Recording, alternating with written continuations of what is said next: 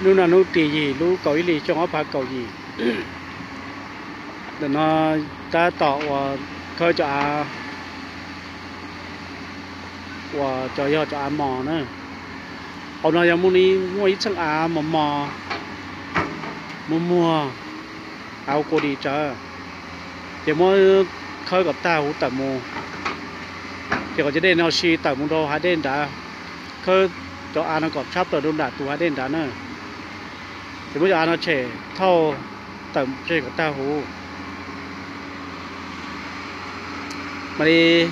cho rong cho lỏng bông cho chu tuaกับจังtròn sau cái chơiอยู่วันยากข้าของnó lại bột tí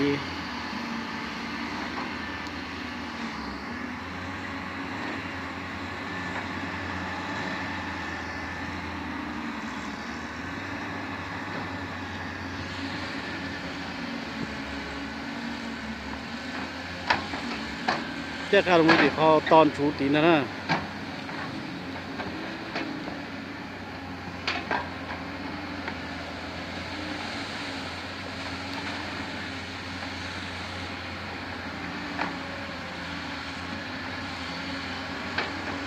để cho cái chế nóอยู่cho cái chế đã có trâu mẹ ở bộ trâu má kia có mẹ đã nó nhiều bông xe cầu lâu mẹ là tỏ cao tàu cho cái chế còn nóอยู่trong nó nhiều bông xe nó bao số là họ chỉ lưu ra lúa bỏ cái bông kế của họ ba chấp lại và các món tiền nào khơi ta hú cho đây tờ ta hú mà đi bông đó tôi một đôi mà tôi chú chẳng tôi một ôi chẳng còn đọc là cô số cổ lót mẹ sáu xe của nó đâu sáu cổ lót mẹ lo cơ trên lịch bằng tàu gần cầu thế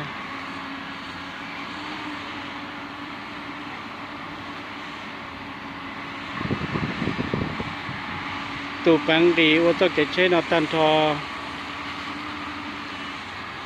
mà giờ bé châu ở tư nhà lọt chùa nữa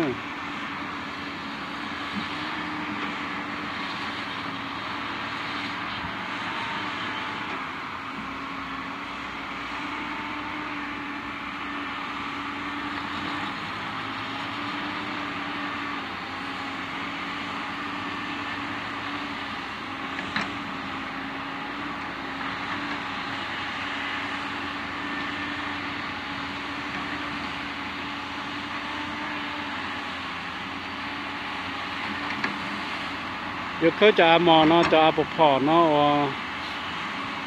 sử dụng nó nè quan còn nó tàu ta hồ mồ còn tin còn nó chân chả của sơ chỉ chế đời họ là mà cho dùng cho là vòng tua cho tôi cái trên là theo chỉ chúa tỏ cao ưu tiên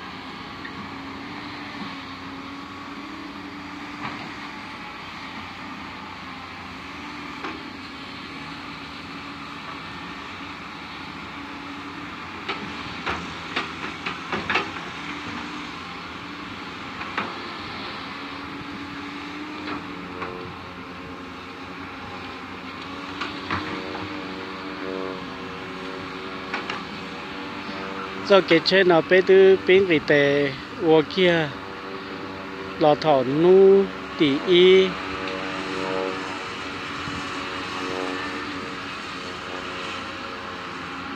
lúc cầu ít lì nó là một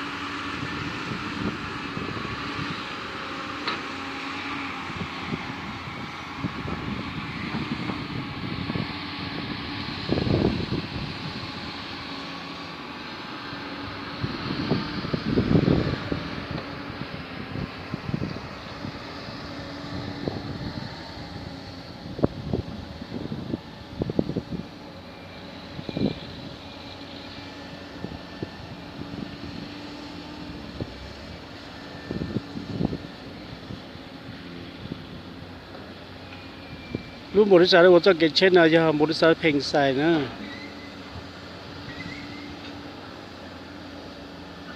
giờ bên anh nhiều thà khẩn sản khoảng ở tụ chữ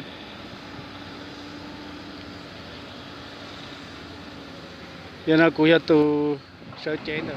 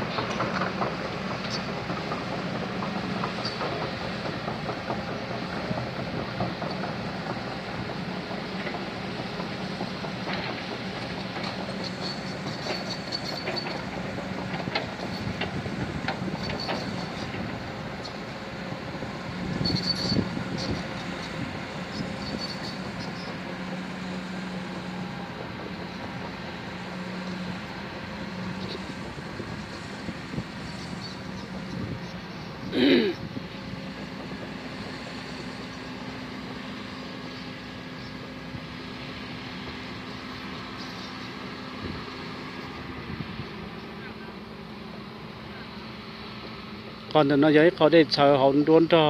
เขาโดนตีเขาเนาะเจ้าดูน่าได้เชิญรอหังตัดสินที่คนทุกคนเลยถ้าสิได้จึงตื่นต่อซื้อยังเราเป็นตัวเกย์อยู่รอบงต้นตัวทัดเชิญเนาะยังเราเป็นที่เขาถูกกืนเนาะbây giờ trò trà thổ cho đây ta họ lúc trà thổ ôi riêng nó được bố đã tự sắp quân đã nữa thì bây mà mua bây giờ trò số dây trò tụ cư và trò đó trà thổ thì mà đi trò số dây bông chỉ trò thì chăng sổ to là bây trò số dây bông trò kia đi chăng kia thao linh tới mà linh bông á tô mù mà có để chờ đến từ trở tù thọ nó tạo sư để chỉ chẳng làm cho á cái chế sau cái thì chỉ số chỉ qua tao tao cá bộ tao tao cái chế nào này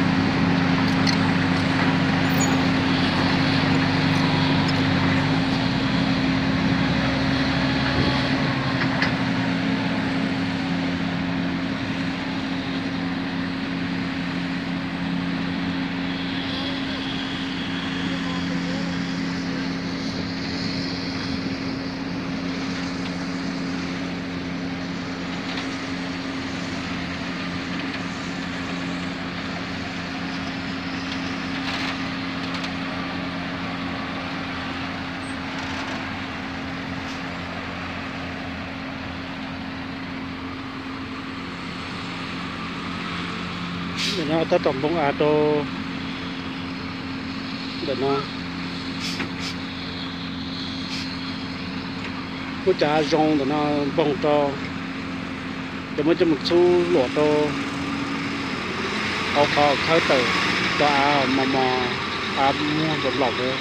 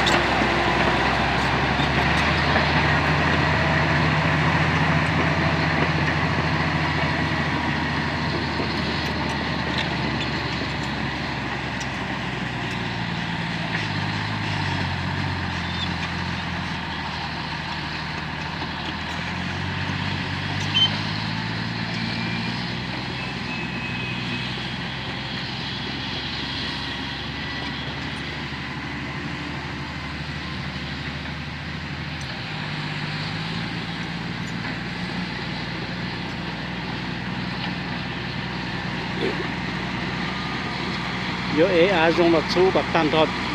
lúc khó là nó nữa họ lúc chơi pe lúc chơi này đã tạo cơ cho ăn gò à mua thực phẩm đó tại có chơi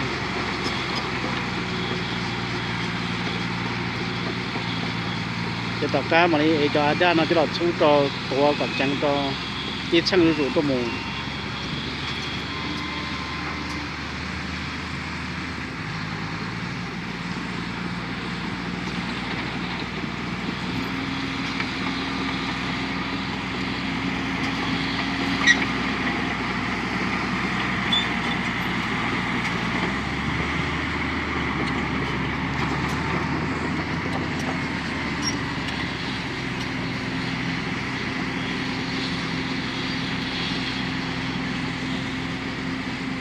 แต่ฉันต้องต่อจะไป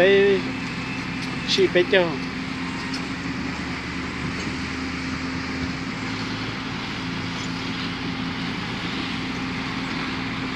เดี๋ยวมาสู้เดี๋ยวnó tuổi còn chẳng luôn rong to mà có xe tôi mà thì nó thâu tàu trả đi cũng đổ nó bật trên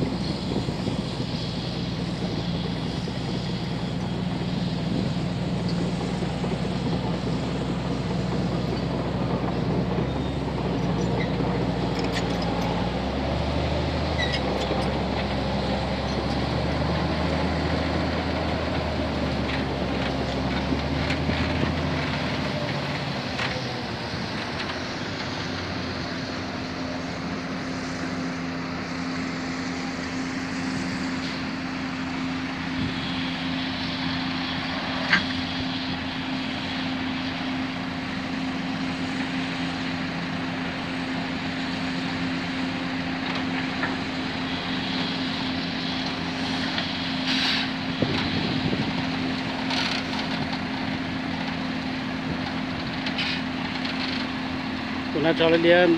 như giờ tên là giờ bố đi sát từ đi sát cạn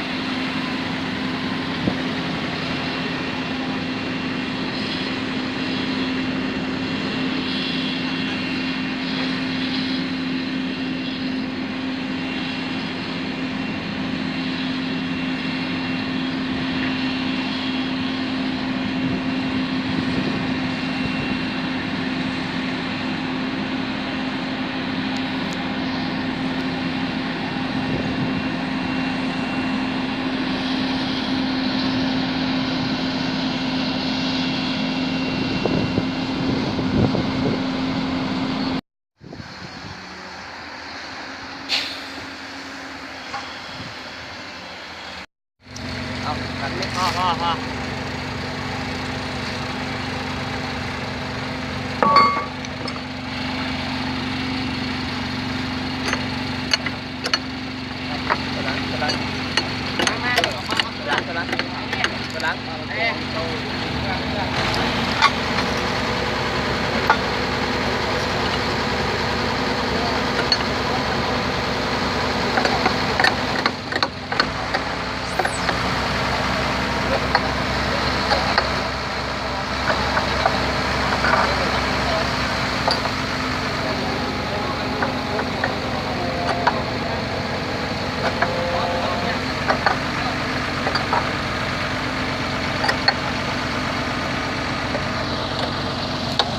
ปัดก่อน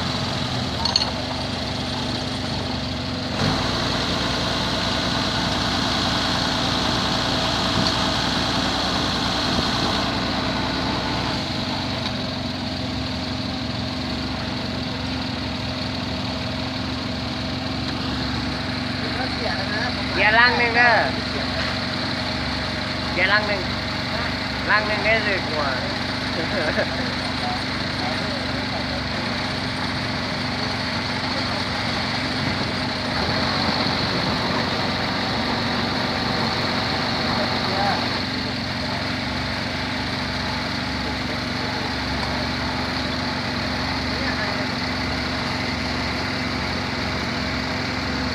ไปเลยเฮ้ย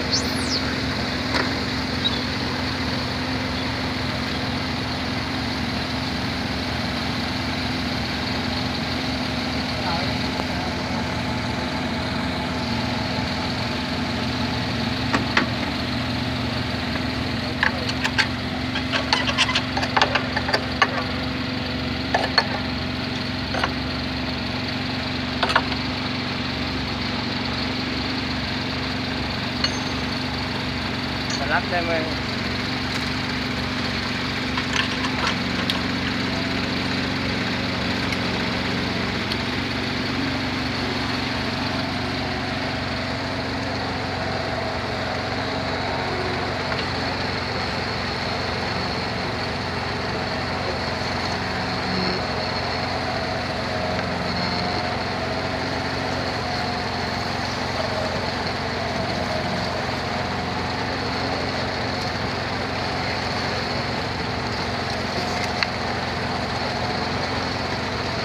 บนใดบนเพียงเลยนี่แต่มันซ้อมมันเพียงเลยเนาะ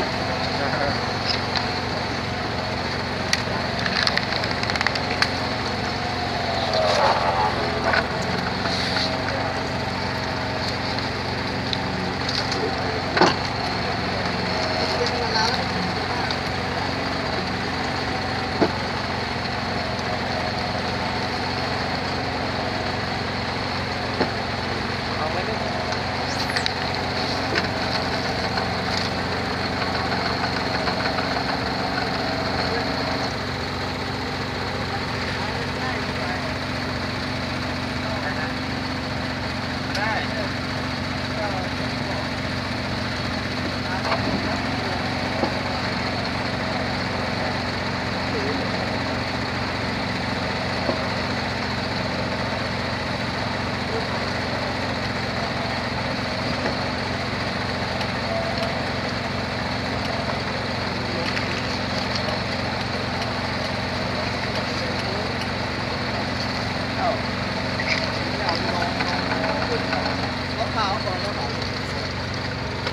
ถอดสายไฟครับ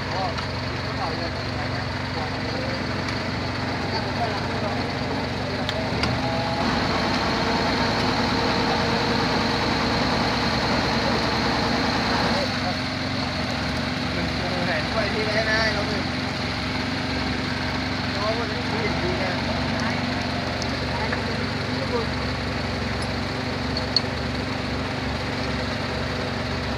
จับมาเลยตอนเราลูกพ่อนี่อันนี้ตั้งค่าอย่างดีเข้าออกจะดีเดี๋ยวเข้าออกเปลี่ยนเด้อ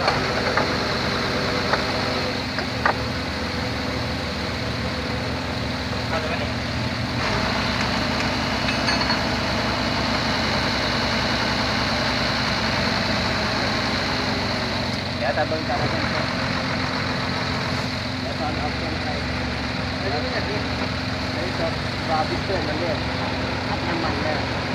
เอาไฟนี่ตัวน้ำมันแล้วมันจะโล่งอัดลงไปอัดน้ำมันเลยนี่ตัวเรื่องแรงดัน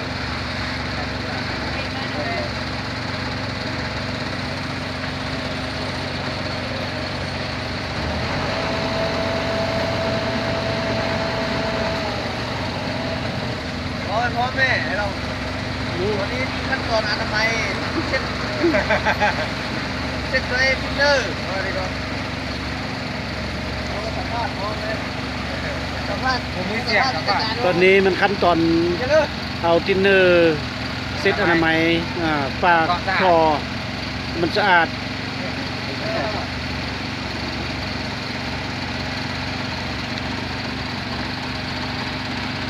นี่สัมภาษณ์ราชการเนี่ยโอ้ยดูดูเลยมันน้อยกันเนอะ ปากท่อนี้ต้องทำการอนามัยอย่างสะอาดที่สุด เวลานี้กำลังเอาแผ่นความร้อนมาเพื่อเชื่อมต่อสองท่อมาใส่แล้ว อุณหภูมิเท่าไรค่ะผู้จัดการดู อุณหภูมิเท่าไหร่ฮะ 200 200 200 202 เดี๋ยวเดี๋ยวเป็นแกนได้ อุณ ไหม หภูมิที่เชื่อมต่อสองโซนท่อยางนี้ใส่กันมัน202 องศาใส่ความร้อนใส่แผ่นเล็กตัวนี้แหละ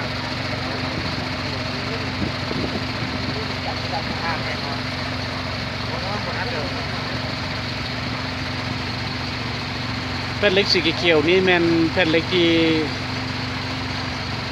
เต็มไปด้วยอุณหภูมิความร้อนเนี่ยสูง202 องศาแล้วจึงเอามาเชื่อมต่อ ผมมาทายบัดตอนวัดแผ่นเว้ย อ่า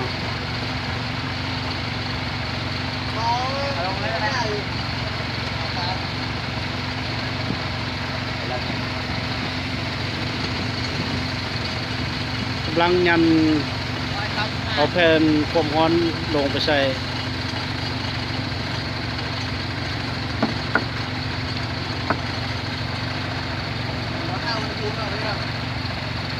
เมนเจ้าอยากได้เต็มเจ้าต้องมาเบิ่งตอนบัดก่อยจิ้มนำมันนะเอาตัวนั้นไปนำเด้ เอาตอนเอามีแนวจิ้มอยู่จิ้มวัดไปมันบอกอยู่แต่ว่าเขาต้องได้จิ้มอีกเขาจิ้มอีกเดี๋ยวเจ้าก็จิ้มแล้วประเทศ ยังรอท่าความร้อนอยู่เลย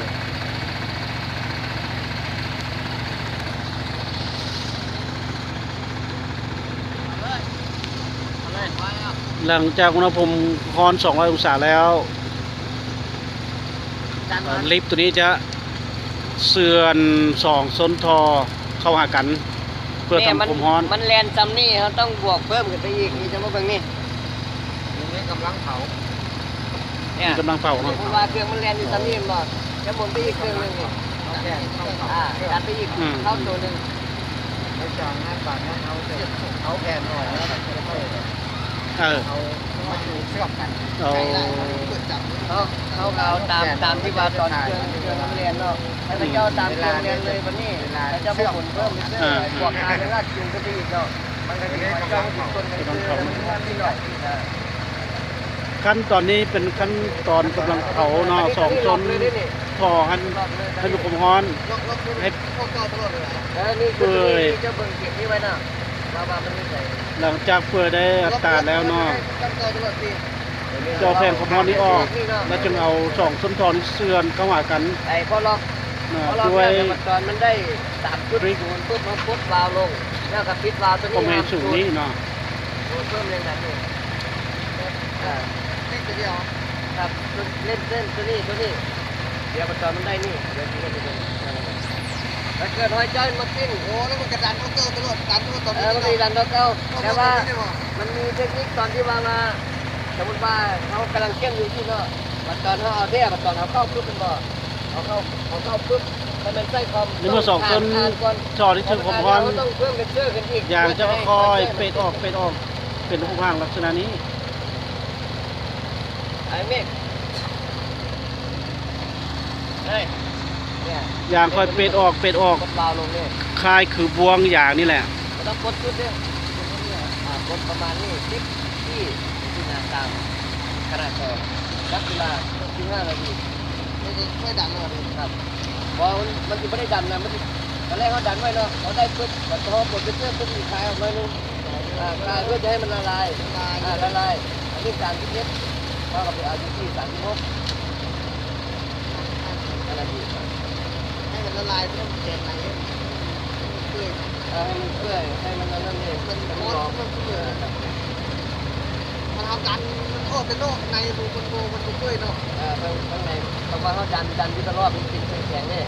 แข็งแล้ว จะคือผมพรแล้วจะคือว่าเป็นบวงใหญ่ขึ้นแบบนี้เนาะบวงซ้ำนี่เนี่ย ตอนนี้มันกดดันอย่างเนาะ36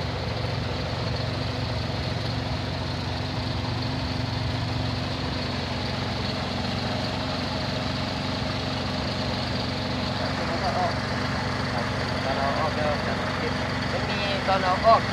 13นิดเป็น2 3 4เอาเป็นเข้า10เป็น2 3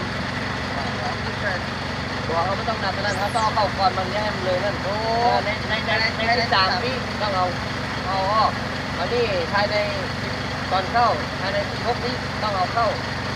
ถ้าแข่งตัวแล้วต้องเป็นไงจะต้องเป็นอากาศเป็นเย็นที่อากาศปกติเราต้องเอากันนั่นแต่ว่าอากาศมันเย็นหรือว่ามันหนาวหรืออะไรก็เราต้องเข้าไปนั่น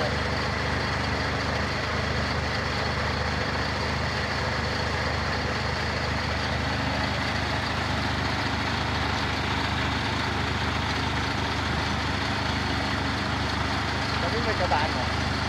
มันจะยิงคอยหลอกมันออกเลยครับต้องการเก็บหมด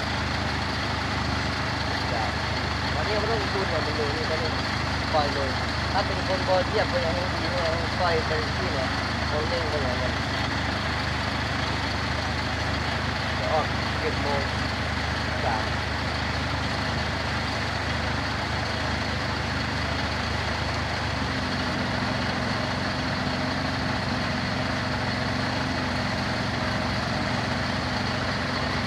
อันนี้มันเรียนรู้ง่ายกว่า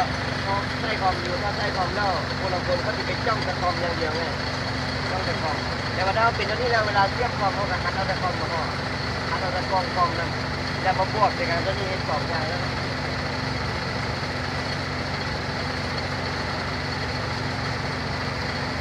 ไม่โดนซัดเลยลูกเนี่ยมันระเบิดตุ้มเลย ระเบิดดี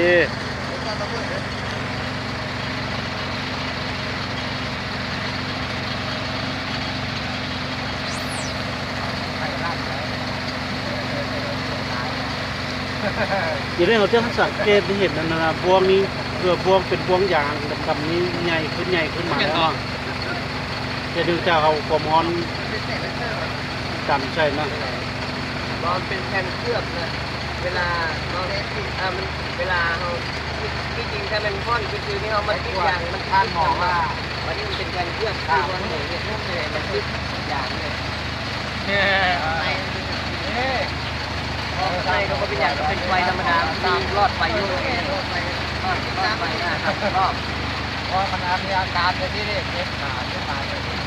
มันจะโฮมมันจะโฮมขึ้นมาต้องมีกันเทียบกันทั้งหมดทั้งซ้อนเทียบมีเทียบกันเล็กกับน้อยไปมาโอ้ยมันไม่ได้ติดเข้ามาแค่แล้วโอ้ยอันนี้ผมท่าเลย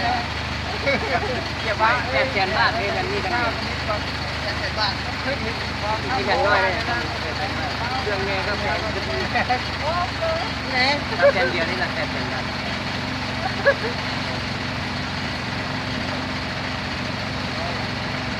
นี่ราคารุ่น2และนี่ว่าจะหาเรื่องท่านบอกว่ามา2 ล้านเสียที่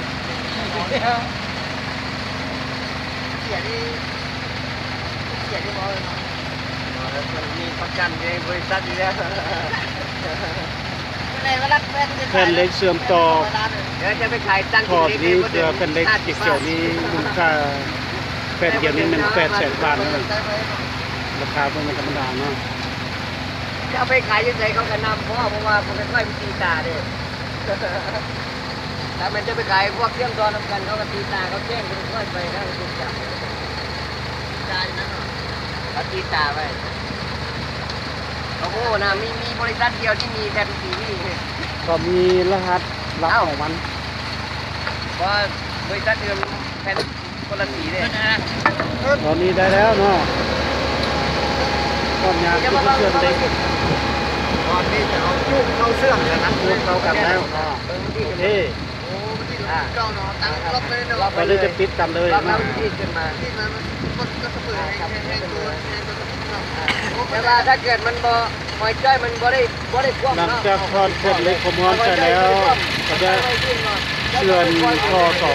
ข้อ เพื่อจะได้ กันเข้ามาใส่กันเนาะก็จะเป็นบวงอย่างนี้ แต่ว่าห้ามในการนี้เลย แต่ว่าทางในมันจะติดกันแน่นเป็นเนื้อเดียวกันเลยเนาะที่ต่อท่อแบบวิทยาศาสตร์ เวลาน้ำได้อันนี้เอาพืชเนาะ ท่อยางเนาะท่อน้ำประปาใหญ่นะ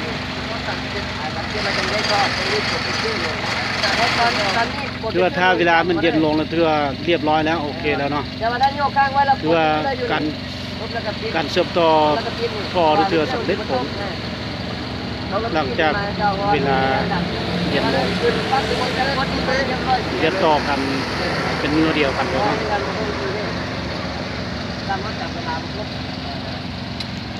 ดันไว้กันเลยก็ดีเนาะพอดันไว้จะนี่ดันไม่ได้โดนแล้วปั๊มนี้แตกระเบิดเลยมันมีมั่วเล็กๆน้อยๆเอาที่กันโดนที่กันเดินที่กันเนาะแต่ว่าห้ามไม่มีโฮฟิวเลยนี่ตัวนี้มันอยากฟิวเนี่ยจำนวนหนึ่งเบสเตอร์มันเลยพิวนะถ้ามันพิวแล้วมันจะมันจะค่อยๆไหลลงนะไหลลงแล้วเขาจะดันขึ้น ตัวนี้เป็นปั๊มดันท่อยางถ้าติดจอดนำกันเป็นเนื้อเดียวกันเนาะตัวนี้เป็นตัวบัญชาเป็นตัวปั๊มบัญชา มันกระดันที่ตลอดเนาะเสือมันเนาะแต่ว่าคาแต่ละทอบ่คือกันนี่คาแต่ละทอเพียง12มันจะเป็น7 นาทีได้บัดตอนหลอมรอเย็นเป็น45 นาทีเด้ครับต้องเพิ่มขึ้นตามความหนาต้องว่าทอใหญ่บางกะเท่ากันกับทอน้อยหนานี่เป็นอย่างนั้นเด้ครับแต่ถ้าเกิดเจ้าอยากไปเชื่อมรับเหมาหรืออย่างนั้นเจ้าก็คือว่าเขาอยากให้ชัวร์ก็คือว่าเขาตามมันนี่ได้ให้มันเย็นไว้นะให้มันแบบว่ามันโดนไว้รอเย็นเลยแต่ว่าค่าตอนนั้นเจ้าต้องไปหาเองนะต้องศึกษาเองเนี่ยค่าที่ว่าของบัตรตอนรอเย็นแน่บัตรตอนวันผิดกดไปซื้อแน่ที่น่ะ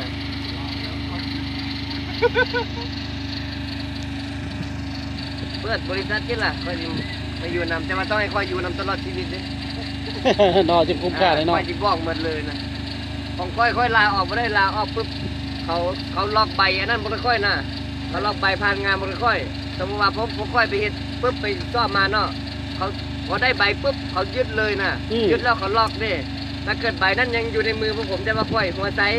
ค่อยไปก๊อปไว้ก่อน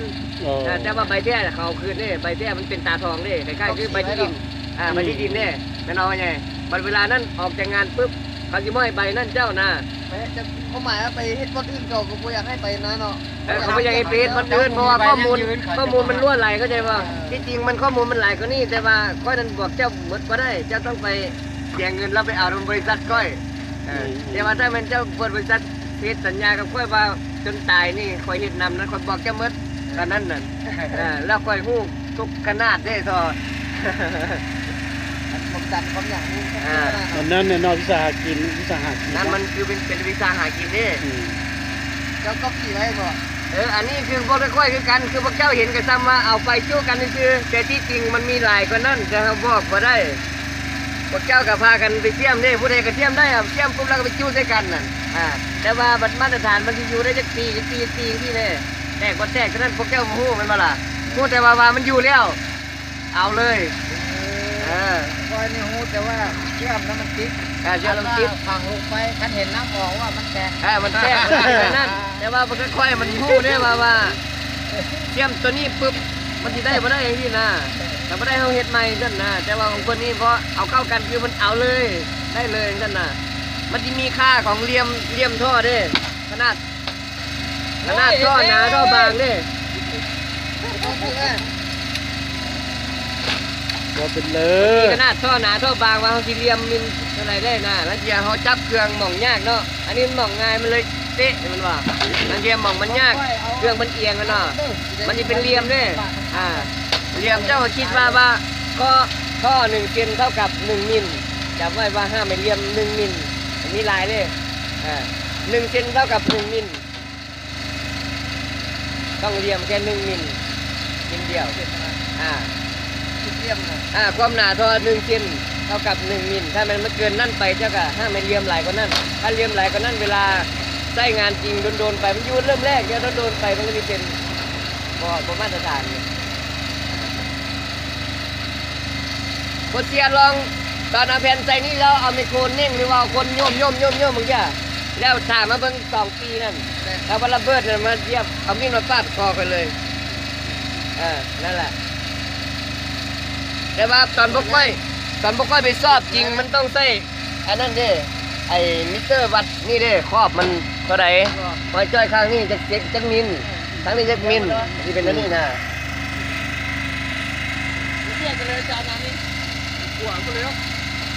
ก็อยากอยู่ลาวอยู่แต่ว่ามันเฮ็ดใบสัญญามาเนี่ยก็อยู่เลยละไม่รอไปไงถ้าบ่มีใบสัญญานี่เอาอยู่นำบ่ได้แม่นบ่ล่ะบ่ฮู้ว่าเพิ่นสิเอาเฮาออกบ่ได้ทั้งเสียคือได้ข้อมูลเมื่อลำกึดมันใส่กันนี่เอาออกกันหน้าสิฮะแน่นอน งั้นก็ วางแผนรอบคอบ หลังจากเขาทอดแผ่นขมฮอดนี่เนี่ยเฮาจัน2ชุดนี้นำกันเนี่ยใช้เวลาจังในที่เฮาจึงปล่อยตัวนี้ออก ตอนนี้ทอ PN10 ขนาดซำนี้นี่ 29.7 ได้อยู่ที่ 37 นาทีรอเย็น อ๋อ ถึงจะปลดได้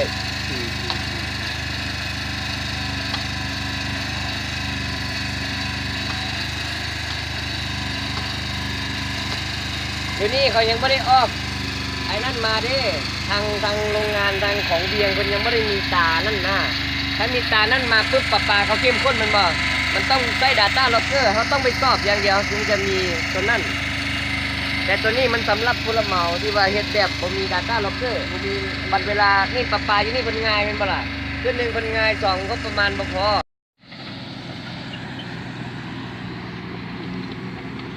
เนี่ยอยู่นู้นตีเก่านู้นเก่าอีหลีจังหวัดปานเก่าอี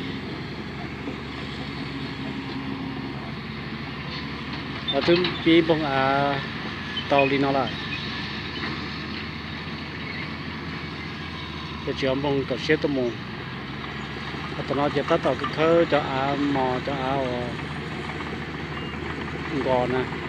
กบต่อเหล่ามัวนะก็จะมาถอก็จะตอนนั้นแต่ก็เช็ดท่ามาถึงบงตัวสีตัวเทีย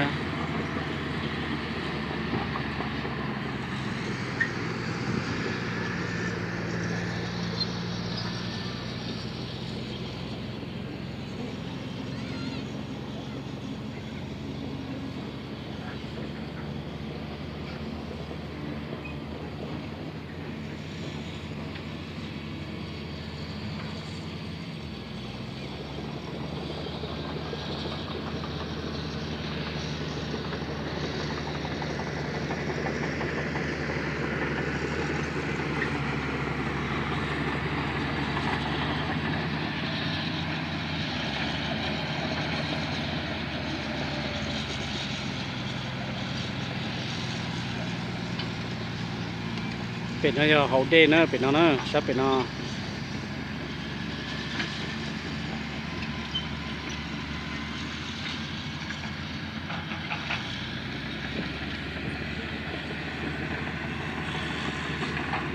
ดันนอยอย่างฉันดักกระเด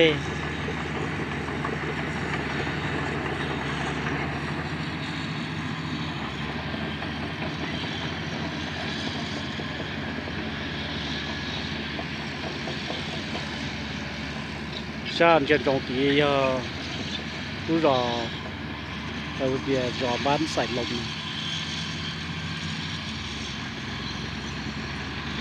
ต่อพวกค้าต่อตัวเก่าตัวนั้นจะยอบ้านลีนน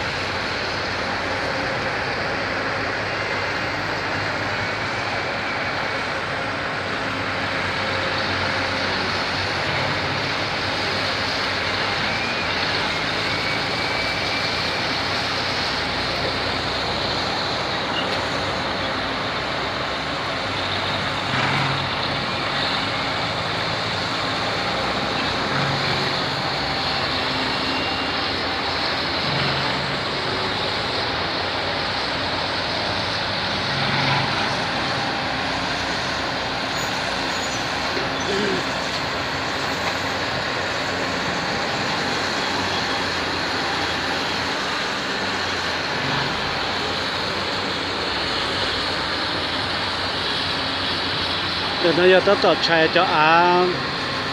mò cho cụ đi ăn con thì nó có chơi được rất đó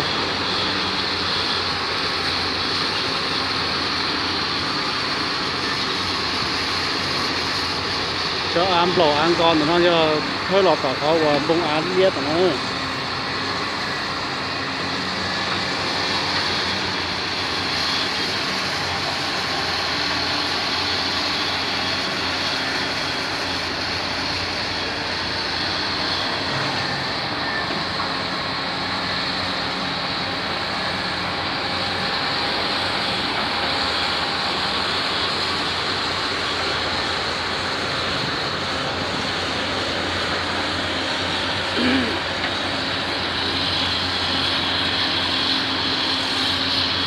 cho trồng ha đu thì nó cho giá tra ở đây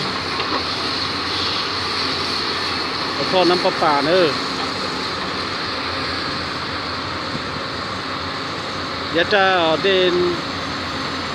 năm bà nó mà vô là đẩy sát kề nó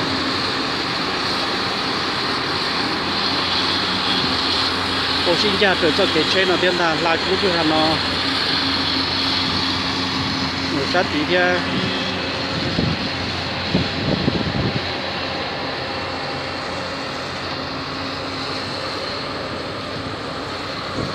đây nó phải nó nhiều qua là xí cho họ bê lu trong phân chức bản nó bê trong xe quảng của nó nữa rồi bây giờ ít cho ra đây lo cần gò như là xí cả không phải cho họ bê lu trong bê của nó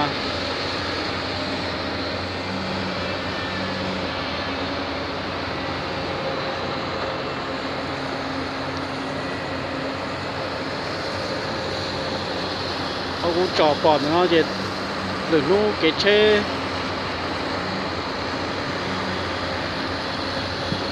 dùng bông táo dùng bông át không phải thành thọt tí xí lại tại cho nó thì có pin bông sư tất cả cũng sợ nó là dùng bông tí dạng có kia